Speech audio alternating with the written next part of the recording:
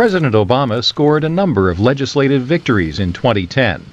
He signed into law tougher regulation of U.S. financial institutions, stronger security along the border with Mexico, and one of his top priorities of the year, sweeping reform of the way Americans pay for health care.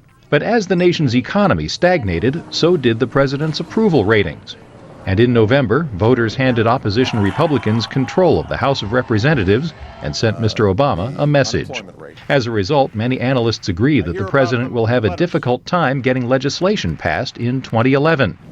Democratic Party strategist Mark Penn. And the big question that people are wondering is, are we going to have 2 years of gridlock, or are we going to have 2 years of bipartisan accomplishment? Democrats and Republicans differ about the meaning of November's election results.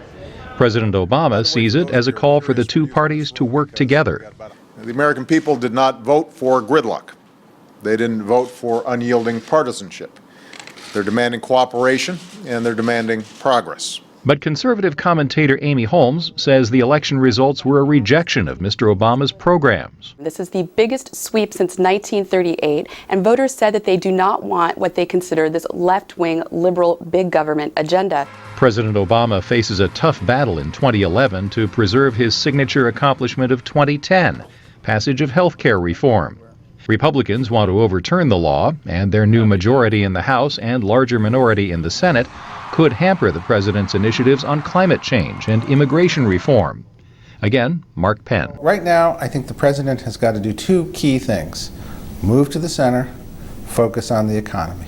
Conservative commentator Amy Holmes also says the president should move to the political center. I think in the next 2 years, if President Obama does move to the center, if he does triangulate much like Bill Clinton did and pursue policies where there is common ground with Republicans, you can get small things done. It is good to be One unannounced priority is getting the president's re-election campaign off to a successful start. Mark Penn helped President Bill Clinton overcome big midterm election losses in 1994 and win re-election 2 years later. He says Mr. Obama can do the same in 2012. So if he can get unemployment down, if he moves to the center, he has a really solid base of supporters. A lot of people in the country are like him, and they want him to succeed. Penn, Holmes, and many other political analysts agree that in politics, 2 years is a lifetime. Klein, VOA News, the White House.